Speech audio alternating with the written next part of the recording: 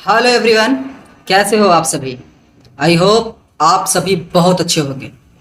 तो दोस्तों, हम लोगों ने अभी तक का 5 चैप्टर को कंप्लीट कर लिया है। 5 चैप्टर के सभी सवालों के जवाब को हम लोगों ने बड़े ही आसान शब्दों में लिखा है और उसे समझा है ना। आज हम लोग स्टार्ट करेंगे एक नए चैप्टर को और इस चैप्टर का नाम है एक लेख और एक पत्र। ठीक है, गद्य खंड की ये हमारी 6ठी चैप्टर है और इसका नाम क्या है, एक लेख और एक पत्र। तो पहले की तरह आज भी आप लोगों को 2 सवाल का जवाब पहले ही देना होगा। पहले, एक लेख और एक पत्र का लेखक कौन है। ठीक है, पहला सवाल है एक लेख और एक पत्र का लेखक कौन है। दूसरा सवाल है एक लेख और एक पत्र पाठ की कौन सी विद्या है। ठीक है, तो आइए बढ़ते अपने अगले सवाल की तरफ। ठीक है, देखिए, विद्यार्थियों को राजनीति में भाग क्यों लेना चाहिए, पहला सवाल है। ठीक है, और ये बड़ा ही महत्वपूर्ण सवाल है, तो इसे जरा ध्यान से समझेंगे। ठीक है, बोलता है विद्यार्थियों को राजनीति में भाग क्यों लेना चाहिए। इसका आंसर है विद्यार्थियों को राजनीति में भाग इसलिए लेना चाहिए क्योंकि उन्हें ही कल देश की बागडोर अपने हाथ में लेनी है। अगर वे आज से ही राजनीति में भाग नहीं लेंगे तो आने वाले समय में देश की भली भांति नहीं संभाल पाएंगे, जिससे देश का विकास ना हो सकेगा, है ना। देश का भविष्य छात्र ही होते हैं। अगर उनको राजनीति का ज्ञान नहीं रहेगा तो वो कैसे देश की स्थितियों को संभालेंगे। छात्रों में एक नई ऊर्जा होती है, नई सोच होती है तथा नई ऊर्जा और नई सोच के साथ देश को आगे बढ़ाना चाहिए। यह छात्र ही कर सकते हैं, है ना। ठीक है, ये हमारा पहला सवाल का आंसर था। ठीक है, अब देखो, जो सवाल है वो सही बात है ना।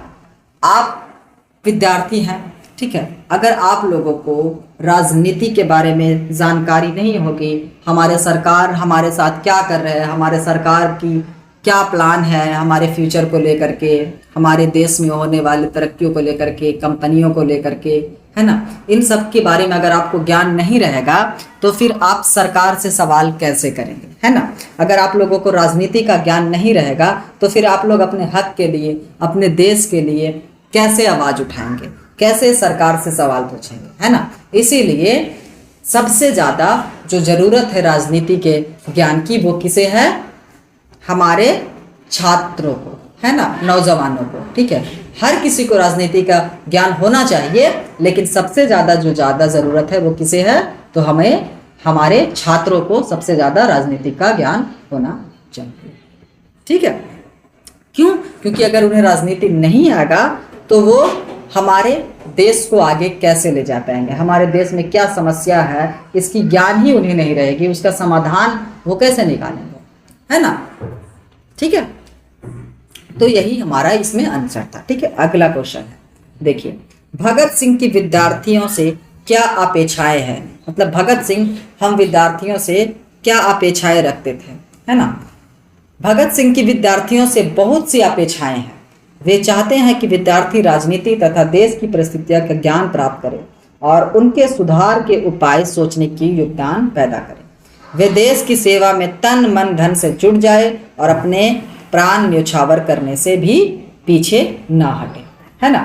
हमारे भगत सिंह जो थे वो क्या थे, अपने बाल अवस्था से ही, जब वो बचपन में जिस वक्त हम लोग खेल कूद करते थे उस वक्त ही वो क्या करते थे, अपने बाग में जाकर के, अपने खेतों में जाकर के क्या करते थे, ऐसे खेल खेलते थे कि वो, जैसे हम लोग क्या करते, क्रिकेट वगैरह ये सब खेलते हैं ना, तो वो क्या करते थे बचपन में, क्या करते थे, वो अपने ग्राउंड ऐसा बना लेते थे, ठीक है, और वहाँ पे ढेर सारे लकड़ियों का पुतला बना लेते थे और उसे क्या करते थे कि ब्रिटिश मान लेते थे और उन लोगों से क्या करते थे, वो युद्ध करते थे, वहाँ पे युद्ध की प्रैक्टिस क्या करते थे, है ना। भगत सिंह जो थे, शहीद भगत सिंह, वो क्या थे, बहुत बलशाली थे और बड़े ही देश प्रेमी थे, है ना। वो चाहते थे कि हर विद्यार्थी को राजनीति के बारे में ज्ञान होना चाहिए, है ना, हमारे नेताओं के बारे में ज्ञान होना चाहिए, हमें कैसी राजनीति अपनानी चाहिए जिससे हमारा देश क्या हो, आगे जा सके। और जब भगत सिंह का जो ज़माना था, उनके वक्त का जो दौर था, उस वक्त क्या था, हमारा वतन जो था, हमारा देश, वो क्या था, फिरंगियों के हाथों में, मतलब कि ब्रिटिश अंपायर के हाथों में हम लोग क्या थे, गुलाम थे, हम लोग उसके क्या थे, गुलाम थे। तो उनसे आज़ाद होने के लिए, हमारे वतन को आज़ाद कराने के लिए क्या चाह रहे थे हमारे भगत सिंह, कि सभी विद्यार्थियों को राजनीति के ज्ञान होना चाहिए और देश की जो भी परिस्थितियां हैं, जहां भी छोटी बड़ी जो भी समस्याएं हैं, उनका भी हमारे विद्यार्थियों को ज्ञान होना चाहिए, ताकि वो क्या करे, अपने राजनीतिक ज्ञान से उन सभी समस्याओं को सुधार सके और देश को आगे ले जाने में अपनी सोच और अपनी बुद्धि का योगदान दे, है ना। वो चाहते थे कि हर विद्यार्थी अपने तन मन धन से अपने देश के लिए काम करे और देश पर ही अपना जान को न्यौछावर करे, है ना। ये हमारे भगत सिंह की अपेक्षाएं थी हम विद्यार्थियों से। ठीक है, आइए अगला सवाल क्या है। अगला सवाल है, भगत सिंह के अनुसार केवल कष्ट सहकर ही देश की सेवा की जा सकती है, उनके जीवन के आधार पर इसे प्रमाणित करें। बोलता है भगत सिंह चाहते थे, उनका मतलब कि मत था कि केवल कष्ट सहकर ही देश की सेवा, मतलब कि घर परिवार को कुछ देर के लिए त्याग देना चाहिए और अपने सभी सुखियों को क्या करना चाहिए, अपने सभी सुख को, अपने सभी चीज़ों को त्याग करके हमें देश की सेवा में लग जाना चाहिए, ऐसे हमारे भगत सिंह चाहते थे। क्या उनका जीवन जो था वो इस बात को मानता था? इस आधार पे हमें इसका आंसर देना है। ठीक है, उनके जीवन से इस बात को प्रमाण देना है कि हाँ, वो जो चाहते थे वो खुद भी किया करते थे। ठीक है, तो आइए आंसर है, भगत सिंह के अनुसार ये सही है कि कष्ट सहकर ही देश की सेवा की जा सकती है। देश की गुलामी की स्थिति भगत सिंह को बहुत ज़्यादा बेचैन करती थी। वे क्रांतिकारी गतिविधियों में हिस्सा लिए, लोगों को जागरूक करने के लिए लेख लिखे, संगठन बनाए तथा एक सक्रिय कार्यकर्ता के रूप में जेल भी गए। ऐसे देशभक्त को आज फिर से सलामी देते हैं जो हंसते हंसते फांसी के फंदे पर झूल गए। उनकी यह कुर्बानी भारतीयों को झकझोर दिया और आगे चलकर देश आज़ाद हुआ। देखो दोस्तों, क्या हुआ, जब भगत सिंह का जो मैंने बताया ना कि जब दौर था तो उस वक्त हमारा वतन क्या था, फिरंगियों के हाथ में कैद था, है ना। भारत क्या था, गुलाम देश था उस वक्त। तो भगत सिंह चाहते थे कि सभी लोग जो है वो अपना घर संसार त्याग दे, अपने परिवार से दूरियां बनाए और देश के लिए काम करे, देश को आज़ाद करने के लिए काम करे, ऐसे वो चाहते थे।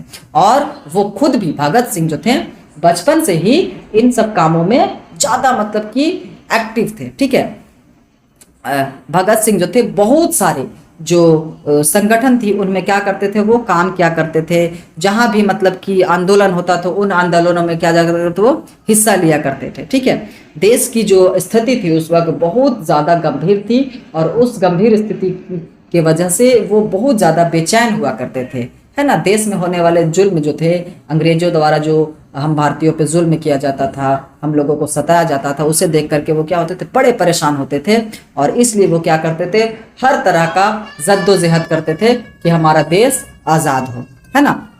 वो मतलब कि बहुत बड़े बड़े क्रांतिकारियों के साथ भी वो काम करते थे और वो क्या करते थे, अपने लेख लिखा करते थे, अपने लेख को अखबार के जरिए, दोस्तों के जरिए लोगों तक पहुंचाया करते थे और उस लेख के जरिए ही लोगों को समझाते थे अपने देश में अंग्रेजों के खिलाफ बगावत करने के लिए, है ना। वो बहुत सारे कविताएं लिखते थे, बहुत सारे गान लिखा करते थे। ठीक है, और वो क्या किए थे, एक कार्यकर्ता के रूप में वो क्या किए थे, जेल भी गए थे, है ना। वहीं पे उन्हें क्या किया गया था, उन्हें फांसी दे दी गई थी, जिसे आज भी हम लोग क्या करते हैं, शहीद दिवस के रूप में मनाते हैं। ठीक है, अब देखिए मैंने यहाँ पे जो एक वर्ड बोला शहीद दिवस, तो इस पे एक सवाल बनता है और इसे आप लोग कमेंट करेंगे। ठीक है, शहीद दिवस हम लोग कब मनाते हैं?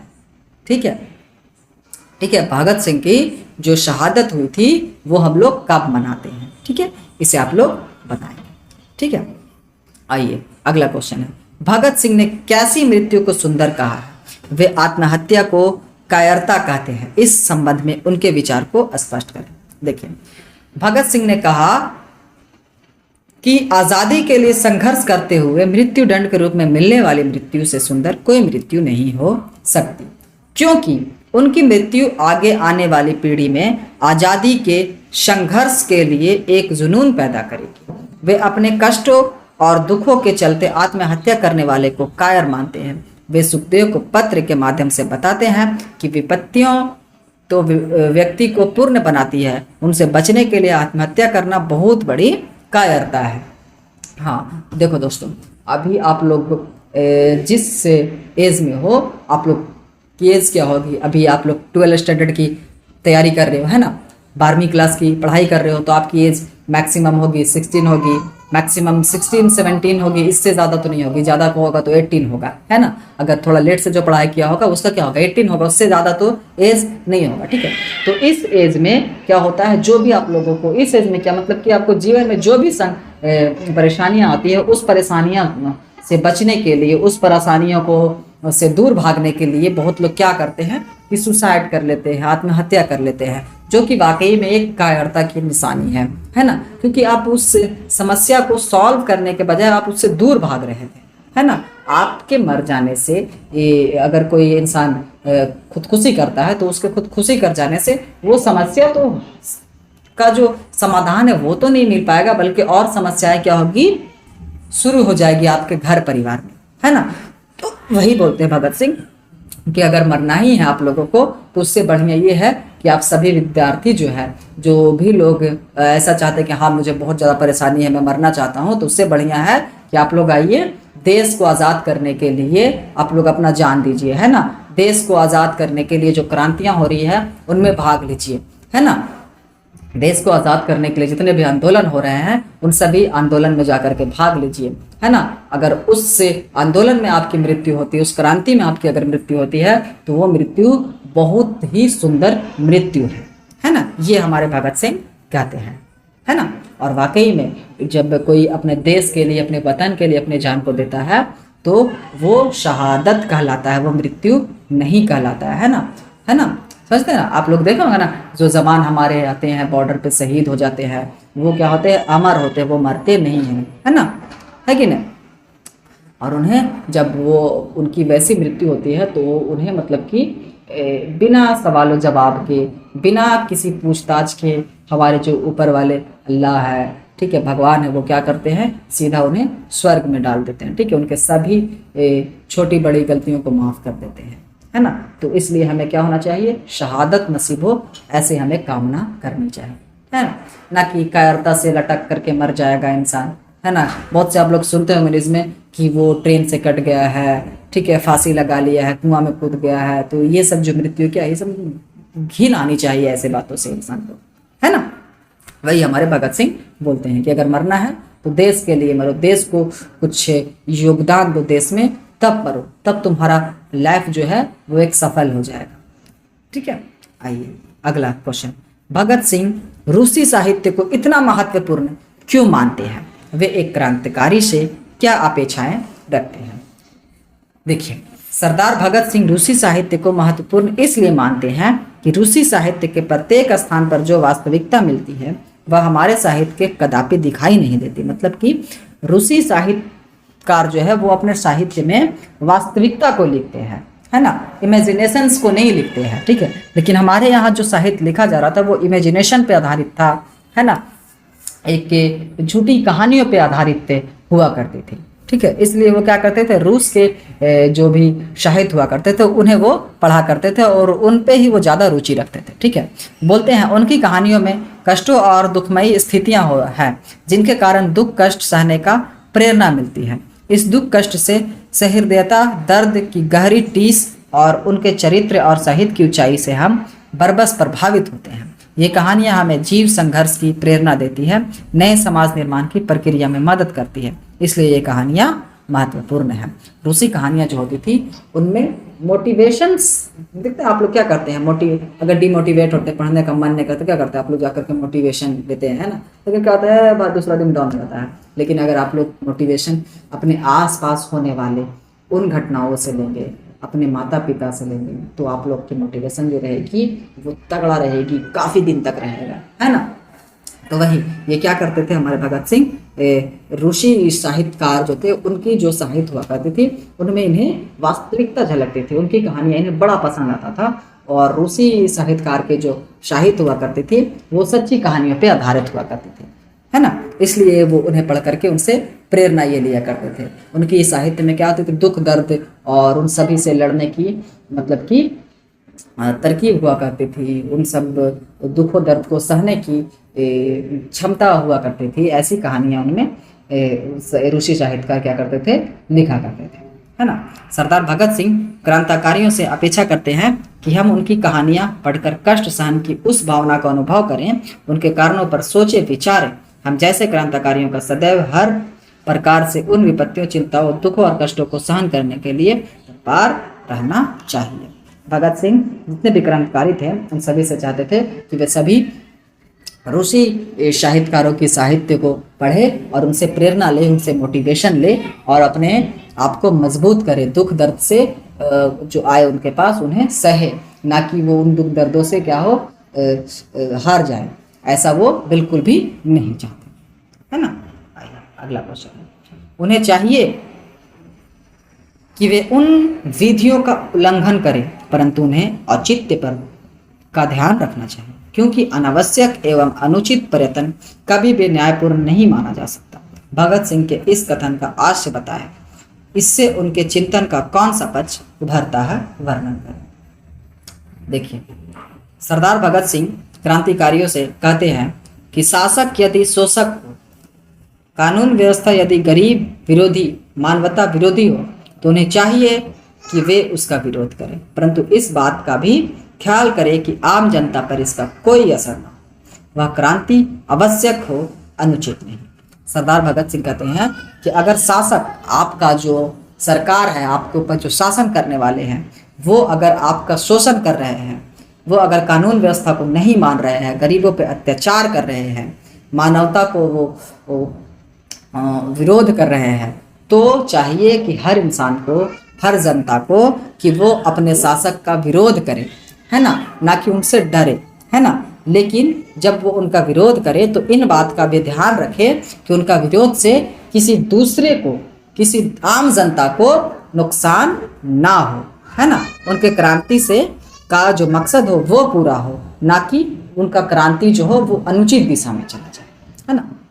क्रांति आवश्यक के लिए हो तो उसे न्यायपूर्ण माना जाता है, परंतु सिर्फ बदले की भावना से की गई क्रांति अन्यायपूर्ण होती है ना। इस संदर्भ के रूस की शासन का हवाला देते हुए कहते हैं कि रूस में बंदियों को बंदी गृह में विपत्तियों सहन करना ही शासन का तख्ता पलटने के पश्चात उनके द्वारा जेलों के प्रबंध में क्रांति लाए जाने का सबसे बड़ा कारण था। विरोध करो, परंतु तरीका उचित होना चाहिए, न्यायपूर्ण होना चाहिए।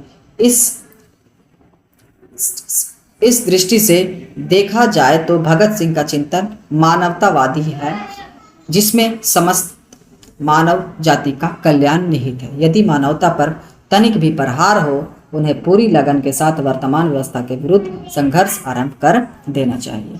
भगत सिंह क्या करते हैं, रूसी शासन का एक हवाला देते हैं और बोलते हैं कि वहाँ जो भी बंदियाँ थे, बंदी गृह में जो भी मतलब कि उन्हें विपत्तियाँ हुआ करती थे, उन्हें वो क्या करते थे, सहन करते थे और अपने सहन शक्ति से ही वो शासक का क्या करते थे, तख्ता पलटने की वो कोशिश किया करते थे, है ना।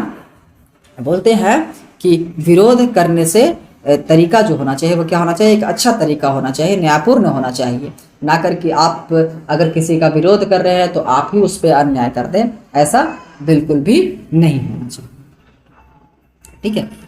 इनकी जो ये सोच थी, ये एक तरह की मानवतावादी सोच थी, ठीक है, जो वो पूरे जाति की, पूरी मानवता जाति को क्या करना चाहते थे, एक सही दिशा में, सही न्याय के पक्ष में रखना चाहते थे, ठीक है। आइए अगला सवाल, निम्नलिखित कथनों का अभिप्राय स्पष्ट करें। मैं आपको बताना चाहता हूं कि विपत्तियां व्यक्ति को पूर्ण बनाने वाली होती हैं। इसका क्या करना, अभिप्राय स्पष्ट करना। आइए करते हैं। संदर्भ, प्रस्तुत पंक्तियां हमारे पाठ्य पुस्तक दिगंत 2 के गद्य खंड के एक लेख और एक पत्र से लिया गया है ना, जिसके रचयिता भगत सिंह हैं, जो इस पंक्ति के माध्यम से हमें मुसीबत के आने के बाद होने वाली बदलाव को बताते हैं, है ना। आइए, इस पंक्ति में भगत सिंह सुखदेव को पत्र लिखते हैं कि विपत्तियां मनुष्य को उनका सामना करने के लिए प्रेरित करती है। मनुष्य उन विपत्तियों को दूर करने के लिए उपाय सोचने लगता है। यदि खुले दिल से सोचने लगता है तो वह अपने साथ साथ दूसरों को भी इस विपत्तियों से निपटने के लिए प्रेरित करता है और विपत्तियां उसके व्यक्तित्व को पूर्णता की ओर ले जाता है। देखिए ये जो लाइन था, ठीक है, मैं आपको बताना चाहता हूँ कि विपत्तियां व्यक्ति को पूर्ण बनाने वाली होती हैं। तो ये जो पत्र लिखते हैं सुखदेव को, तो उसमें बोलते हैं कि देख सुखदेव, मैं तुम्हें ये बता रहा हूँ कि जब किसी के लाइफ में विपत्तियां आती है, परेशानियां आती है, ठीक है, तो अगर इंसान उसे दूर करने के बारे में उपाय सोचेगा, ठीक है, तो वो क्या होगा कि उसके हल पर पहुंच जाएगा और वो क्या करेगा, उसे दूसरों को भी बताएगा, है ना। लेकिन अगर वो उस विपत्तियों को उल्टा सोचे, विपत्तियों से दूर भागना चाहेगा, तो क्या होगा, वो उस समस्या में और भी फंस जाएगा, है ना। ये वो बताते हैं। आइए अगला सवाल है, हम तो केवल अपने समय की आवश्यकता की उपज है। देखिए संदर्भ में प्रस्तुत पंक्तियां हमारे पाठ्य पुस्तक दिगंत 2 के गद्य खंड के एक लेख और एक पत्र से लिया गया है, जिसके रचयिता भगत सिंह हैं, जो इस पंक्ति के माध्यम से यह बताते हैं कि हम तो अपने समय की आवश्यकता की उपज हैं, जो आवश्यकता के अनुसार अपने योगदान देने के लिए जन्मे हैं, है ना। व्याख्या में देखिए इस लाइन का मतलब है, बोलते हैं भगत सिंह, इस पंक्ति में भगत सिंह का मानना है कि देश की सामाजिक आर्थिक परिस्थितियां ही देश की राजनीतिक परिस्थिति को जन्म देती है। जिस समय में देश की सामाजिक आर्थिक परिस्थितियां शोषक प्रवृत्ति की होगी, उसमें राजनीतिक उथल पुथल होता रहेगा और शोषण के दमन चक्रों के खिलाफ संघर्ष होते रहेंगे और हम जैसे क्रांतिकारी जन्म लेते रहेंगे। ये कहते हैं कि अगर देश में अगर कोई शासन आता है, ठीक है, और राजनीतिक परिस्थितियों को जन्म देता है, ठीक है, वो देश में अगर कोई सामाजिक और आर्थिक परिस्थितियों को जन्म देता है, उससे आम जनता को नुकसान होता है, तो उस नुकसान को खत्म करने के लिए, उससे शासक के विरोध करने के लिए हमारे जैसे बहुत से क्रांतिकारी जन्म लेंगे और उस समस्या को हल करेंगे, ठीक है।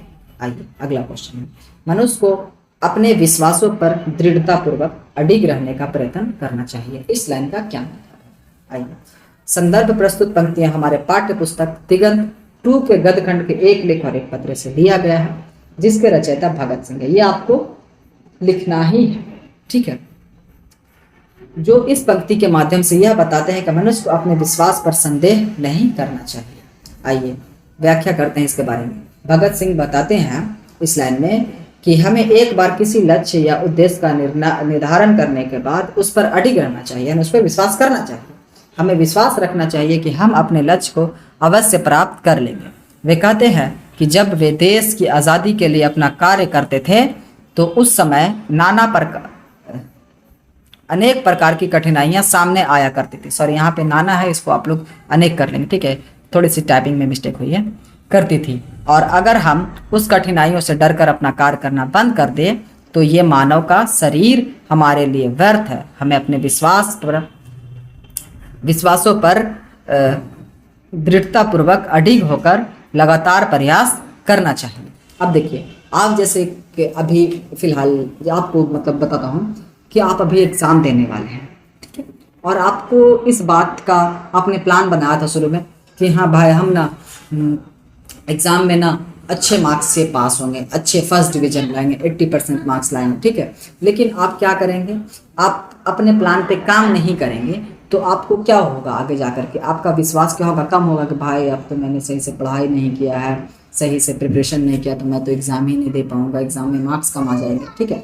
तो आपको ऐसा नहीं करना है, किस पे ऐसा सोचना है, ठीक है, बल्कि आपको अपना क्या करना है, पढ़ाई को जारी रखना है, उस पर और कड़ी मेहनत करना है ना। जब आप समस्या के हल को सोचेंगे तभी तो आप समस्या के हल को पहचान पाएंगे। लेकिन हम समस्या को ही बार बार सोचते रहेंगे तो क्या होगा, उस समस्या में ही आप उलझ कर रह जाएंगे, है ना। वही बोलते हैं भगत सिंह कि हमें अपना लक्ष्य पर पूरा तरह से विश्वास रखना चाहिए और उस पर काम करते रहना चाहिए, है ना, ठीक है। और जो भी कठिनाइयाँ आएगी उस कठिनाइयों को क्या करना चाहिए, हमें हल करना चाहिए, है कि नहीं। ऐसे बहुत से लोग कि हाँ भाई मैं तो अभी हिंदी पढ़ना शुरू कर रहा हूँ, मेरा कब होगा। अरे भाई आप शुरू किए हैं तो उसको स्टार्ट रखिए, अब इसको मत सोचिए, ठीक है, कि कब होगा। आप स्टार्ट किए हैं, एक कैलकुलेशन निकाले कि हाँ मेरे पास कितना दिन बचा है, कितना चैप्टर बचा है, कितने सवाल बचे हैं, और उसके अकॉर्डिंग अपना काम स्टार्ट कीजिए, है ना। अगर आपके पास 30 चैप्टर है, 20 दिन बचा है, तो क्या कीजिएगा आप, हैं, एक एक चैप्टर करके पढ़िएगा,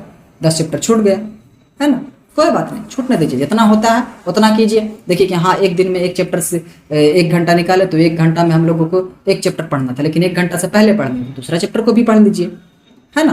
तो ऐसे करके निकालिएगा तब ना, तो कैलकुलेशन कीजिए, स्ट्रेटेजी बनाइए अपने आप को पढ़ने के लिए, है ना। हम लोग देखो, कहानी की बुक हमें क्यों मिलती है, ताकि हम उन कहानियों से, उन कविताओं से सीख ले सकें, है ना। तो वही है, अभी मैं कहाँ से इन सब चीज़ों को बता रहा हूँ, आपको इन्हीं कहानियों से बता रहा हूँ, है ना। इन्हीं कहानियों से आप लोगों को मोटिवेट कर रहा हूँ, है कि नहीं, है ना। आइए आइए, हमारा क्वेश्चन क्या है, देखिए हमारा क्वेश्चन है, जब देश के भाग का निर्णय हो रहा हो तो व्यक्तियों के भाग को पूर्णतः भुला देना चाहिए। आज जब देश आज़ाद है, भगत सिंह के इस विचार का आप किस तरह से मूल्यांकन कर देंगे, अपना पक्ष प्रस्तुत करें। ठीक है, आइए मैं इसका आंसर कुछ इस तरह से लिखा हूँ। भगत सिंह का यह विचार है कि जब देश के भाग का निर्णय हो रहा है, यानी जब देश की बात आ रही हो, तो व्यक्तियों के अपने बारे में सोचने को लिए जरा भी ध्यान नहीं होना चाहिए, अपने भाग को क्या होना चाहिए, भुला देना चाहिए। बहुत ही उत्तम तथा श्रेष्ठ है ये बात, है ना। आज जब देश आज़ाद है, तब भी भगत सिंह को यह विचार पूर्णतः प्रासंगिक है, क्योंकि किसी भी काल या परिस्थिति में देश या समाज मनुष्य ऊपर ही रहता है। यदि देश का विकास होगा तो ही वहाँ रहने वाले लोगों का विकास होगा। वहीं यदि देश पर किसी प्रकार की विपदा आती है तो वहाँ के निवासियों को भी कष्टों का सामना करना पड़ेगा। इसलिए हमें सदैव अपने से पहले देश की श्रेष्ठता, विकास तथा मान सम्मान के विषय में सोचना चाहिए, साथ ही इसके लिए निरंतर प्रयास करना चाहिए, है ना। अब जैसे मान के चलो कि हमारे देश में जो बहुत से जो शासक आकर के राज करके गए हैं, हमें गुलाम बना करके गए हैं, है ना। जैसे ब्रिटिश समाज को ही ले लो, ब्रिटिश सरकार को ले लो, वो आकर के हमारे ऊपर राज करके गए। क्यों? क्योंकि हम लोग ये भूल गए थे, हम लोग जाति जाति में बट गए थे, अपने मज़हब में बट गए थे, हिंदू मुस्लिम में बट गए थे, और भी बहुत से नीचे स्तर के जातियों को सताते रहे थे। तो हम लोग इसी में मज़े ले रहे थे, और उन लोग आ करके हम लोगों को और लड़ा दिया और हमारे देश पे कब्जा कर लिया, है ना। हम लोगों को ये ध्यान भी नहीं रहा कि हाँ, हमारा कोई वतन भी है, हमें अपने वतन में गैरों को आकर के बसर नहीं देना है। ये हम लोग उस वक्त क्या कहते थे, भूल गए थे। इसलिए वो क्या किए, हमारे ऊपर आकर के 200 साल तक राज करके थे, हमारी एक भूल की वजह से, है ना। इसलिए जब भी देश की बात हो और आपकी समाज की बात हो, धर्म की बात हो, तो उस वक्त हमेशा और हमेशा आपको अपने वतन के लिए ही सोचना चाहिए, है ना। आपने देखा ना, वो वॉर मूवी में बोलता है कि पहले वतन, फिर बाद में भी वतन, यानी हमेशा और हमेशा क्या होना चाहिए, वतन ही होना चाहिए, है ना। जब आपका देश विकास नहीं करेगा तो आपको भी कोई जॉब नहीं मिलेगा। अगर देश में बहुत से बड़े बड़े इंडस्ट्री आएंगे, बहुत से नौकरी आएंगे, तभी ना आपको नौकरी मिलेगा, तभी तो आप अपने आप को आगे बढ़ा पाएंगे, है ना। अब देश में कोई नौकरियां नहीं तो आप नौकरी कहाँ करेंगे, देश में कोई काम ही नहीं तो आप काम कहाँ करेंगे, रोजगार ही नहीं तो आपको रोजगार कहाँ मिलेगा। तो इसलिए देश में क्या होगा, जब रोजगार आएगा तभी तो आपको रोजगार मिलेगा। इसलिए सबसे पहले क्या होना चाहिए, जब भी कोई काम करो तो देश को रिप्रेजेंट करने के लिए करो, है ना। आइए अगला क्वेश्चन है, भगत सिंह ने अपनी फांसी के लिए किस समय की इच्छा व्यक्त की है, वे ऐसा समय क्यों चुनते हैं। भगत सिंह ने इच्छा व्यक्त की है कि जब देश की आज़ादी की लड़ाई अपने चरम सीमा पर हो तभी उन्हें फांसी दी जाए। क्योंकि लड़ाई के चरम पर आंदोलनकारी दल भावनात्मक रूप से बेहद संवेदनशील होते हैं। यदि ऐसे समय पर उन्हें फांसी दी जाएगी तो आंदोलनकारी दल की भावनात्मक एकता में बल आएगी और आने वाले समय में ब्रिटिश सरकार के खिलाफ विरोध करने में हिम्मत देगी। देखिए, ये अपने फांसी के लिए एक ऐसा वक्त चाह रहे थे कि भाई इन्हें ऐसा वक्त फांसी दी जाए जब सभी लोग देश के लिए लड़ने के लिए आगे आए, और उस वक्त अगर इन्हें फांसी दी जाएगी तो लोग क्या होंगे, और आक्रोशित होंगे और गुस्सा होंगे, और फिर पूरी तरह से अपने देश को आज़ाद करने के लिए काम करेंगे, है ना। तो जब भगत सिंह की फांसी के पहले भी बहुत सी क्रांतियां हो रही थी, लेकिन जब भगत सिंह को चोरी छुपे फांसी दिया जाता है तो और भी बहुत सारे क्रांतिकारी पैदा होते हैं और ब्रिटिश सरकार से लड़ाई करते हैं और उन्हें हमारे देश से भगा देते हैं। और इनका आइडिया जो रहता है वो पूरी तरह से सक्षम होती है और सफलपूर्वक हमारा देश इनके आइडियोलॉजी पर ही आज़ाद हो जाता है। ठीक है, आइए अगला क्वेश्चन है भगत, और क्या है, लास्ट क्वेश्चन है, ठीक है। भगत सिंह के इस पत्र से उनकी गहन वैचारिकता यथार्थवादी दृष्टि का परिचय मिलता है। पत्र के आधार पर इसकी पुष्टि करें। यह पत्र भगत सिंह ने क्रांतिकारी साथी सुखदेव द्वारा जेल में मिल रही यातनाओं से परेशान होकर लिखे गए पत्र के जवाब में लिखा था। सुखदेव जब सुखदेव जेल में थे और जेल से वो पत्र लिखते हैं भगत सिंह को, तो भगत सिंह उन्हें जवाब में उनको पत्र लिखते हैं, है ना। सुखदेव को बड़ा परेशान किया जा रहा था, जेल में बहुत ही दुख दिया जा रहा था, तो उस वक्त क्या करते हैं, सुखदेव अपने मित्र को पत्र लिखते हैं। सुखदेव ने बेहद कमज़ोर और भावुकतापूर्ण ढंग से कहा था कि उनको आज़ादी के संघर्ष का कोई भविष्य नहीं दिखाई देता है। जेल के इन यातनाओं से आत्महत्या करना सही लगता है। जवाब में भगत सिंह लिखते हैं कि क्रांति व्यक्तिगत सुख दुख के लिए ना तो शुरू होती है और ना ही समाप्त, इसमें सामूहिक हित जुड़ा होता है। इस पत्र माध्यम से भगत सिंह ने बहुत सभी व्यवहारिक उदाहरण और नैतिक परिदर्शों के माध्यम से सुखदेव को पुनः यह संकलित होने को करते हैं कि आत्महत्या की बात सोचनी भी उचित नहीं है, ठीक है। अपने पत्र में सुखदेव को मोटिवेट करते हैं और बहुत सी कहानियों को लिखते हैं, बहुत से चीज़ों को लिखते हैं और उन्हें समझाने का कोशिश करते हैं अपने दोस्त को कि देख भाई, अगर तू मृत्यु को पाना चाहता है, अगर फांसी लगा करके या फिर तू आत्महत्या करना चाहता है, तो ये तेरा मृत्यु जो है वो सफल नहीं होगा। अगर तुझे मरना ही है तो देश के लिए मर। ये जो छोटे मोटे तुझे जो दुख मिल रहे हैं, ठीक है, वो क्या है, कुछ देश से बढ़कर तो नहीं है। अगर तुझे इसे सहना है, इसे मोटिवेट करना है, तो वहाँ आप साहित्य को पढ़िए। रूसी साहित्य के साहित्यकार के बहुत से साहित्य, उन साहित्यों को पढ़ो और मोटिवेट हो जाओ। ये ऐसे बहुत से उदाहरण देकर के अपने पत्र में सुखदेव जो इनका मित्र था उन्हें समझाते हैं, ठीक है। आइए चलिए, आज हमने इन चैप्टर 6 के सभी सवालों को बड़े ही छोटे छोटे पदों में और बहुत ही छोटे छोटे वाक्यों के साथ किया है ना। और आप लोगों को मैं आशा करता हूँ कि ये सभी सवालों का जवाब बड़ा आसान तरीक़ा से समझ में आया होगा, है ना। ठीक है दोस्तों, तो चलिए आज का चैप्टर यहीं पे समाप्त करते हैं दोस्तों। Thank you so much.